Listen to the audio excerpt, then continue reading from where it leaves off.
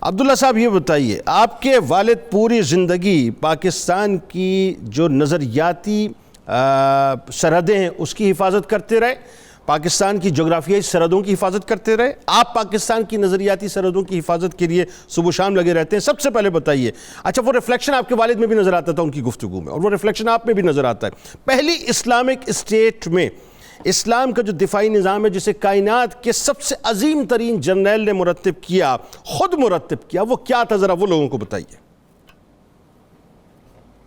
بسم اللہ الرحمن الرحیم. جنید اقبال صاحب بہت شکریہ آپ کا.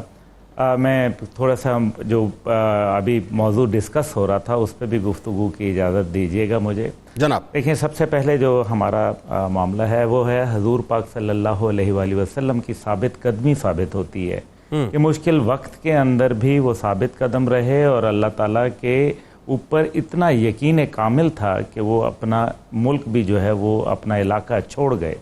تو یہ مشکل وقت کے اندر ثابت قدمی کو قائم کرتا ہے. دوسرا، اس میں ایک اہم واقعہ ہوا کہ اسلامک کیلنڈر جس کو ہم ہجری کیلنڈر کہتے ہیں اس کا آغاز ہوا جس سے مختلف واقعات، تاریخی واقعات جو ہیں ان کا ہم تعین کر سکتے ہیں، ان کی تاریخوں کو دیکھا جا سکتا ہے. تو یہ میرے خیال میں بہت اہم تھا. بالکل ٹھیک. اس کے بعد اس کے اندر آپ دیکھیں کہ ہجرت کے بعد جو ہے وہ ایک ایسی اسلامی ریاست قائم ہوئی جو آج تک موجود ہے، اور دنیا کو ایک نیا نظریاتی نظام، اور نہ صرف نظریاتی بلکہ ایک ایسا فلاحی نظام اور ساتھ ہی ساتھ ایک ایسا نظام عدلیہ دیا جو رہتی دنیا تک قائم رہے گا، اور آج بھی پوری دنیا اس نظام کی جو ہے وہ متلاشی ہے. درست. یہ ایک بہت اس کے اندر اہم بات تھی. دوسرا، مسلمانوں کا بھائی چارہ.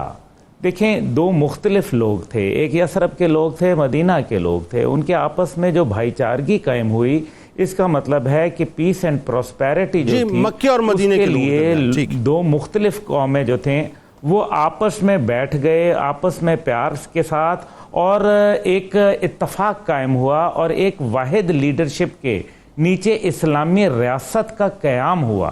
یہ ایک میرے خیال میں اہم ترین نقطہ ہے کہ اتنا یقین آپ صلی اللہ علیہ وآلہ وسلم کی ذات مبارکہ کے اوپر اور اللہ کے دیے ہوئے نظام کے اوپر کہ جو ایک مٹھی بھر لوگ تھے وہ بھی اکٹھے ہو گئے، اور انہوں نے جو ہے وہ ایک نظریے کی بنیاد کے اوپر جو ہے وہ ایک ریاست قائم کی، جس کا اثرات آج پوری دنیا سمیت پاکستان میں آپ کو نظر آتے ہیں. ابھی آپ کے جو نظام، آپ نے جس کی طرف سوال پوچھا تھا، حضور پاک صلی اللہ علیہ وسلم دنیا کے بہترین جرنیل تھے، دنیا کے بہترین جرنیل. کوئی دوسری رائے نہیں. جرنیل نہ پیدا ہوگا اور نہ ہو سکتا ہے کائنات کے، اگر کہا جائے تو یہ بہترین لفظ ہے. اب مسئلہ یہ ہے کہ ان کی حکمت عملی جو تھی وہ صرف فوجی بنانے کی نہیں تھی، ان کی حکمت عملی جو تھی وہ جہادی بنانے کی تھی.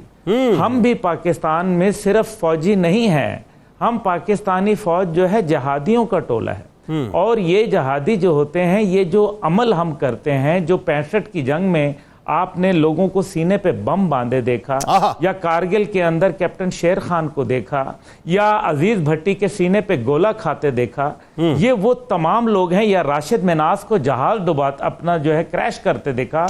یہ جو ہے یہ ایکٹ آف سولجر نہیں ہے، یہ ایکٹ آف جہاد ہے. تو نبی پاک صلی اللہ علیہ وسلم سے ہم ڈیرائیو کرتے ہیں، کیونکہ ہم نے اپنی جان جو ہے، ہمارا یہ کانسیپٹ ہی بڑا ہے عجیب کہ ہم جان جب دے دیتے ہیں تو اصل میں ہم امر ہو جاتے ہیں اور ہم شہید ہو جاتے ہیں، اور ہم ہمیشہ زندہ رہ جاتے ہیں. جبکہ دوسرے لوگوں کے پاس شہید کے علاوہ لفظ نہیں ہے. آج ہندوستان جو ہے وہ لفظ شہادت کی تلاش کرتا ہے، لیکن نبی پاک صلی اللہ علیہ وسلم کے بہترین جو ان کا انٹیلیجنس نیٹ ورک تھا وہ قائم ہوا. لیکن آپ دیکھیں کہ وہ غریب اور سادہ اور رنگین تھی داستان حرم. اس کے اندر آپ نے خود اپنے بیانیے میں فرمایا کہ مسجد جو تھا وہ GHQ تھا، مسجد جو تھا وہ پرائم منسٹر سیکریٹریٹ تھا، اور مسجد جو تھا وہ اسلام کی ترسیل کے لیے جو ہے تعلیمات کے لیے وہ ہیڈ کوارٹر تھا. یعنی کہ تمام چیزوں کو اکٹھا کر دیا گیا. وہ قہاری بھی تھے، غفاری بھی تھے، قدوس جبروت بھی تھے، قدوسی بھی تھے، وہ سب عناصر ملا کے مسلمان بن گئے. واہ واہ واہ. اور وہ ریزسٹنس کا جذبہ جو ہے وہ پیدا ہوا. وہ ریزسٹنس کیا تھی کہ وہ لوگ جو پسے ہوئے ہیں, ڈاؤن ٹراڈن جو سوسائٹی کے لوگ ہیں, ان کو جو ہے وہ ایک جلا بخشی, ان کو کہا کہ جس کا کوئی نہیں اس کا خدا ہوتا ہے.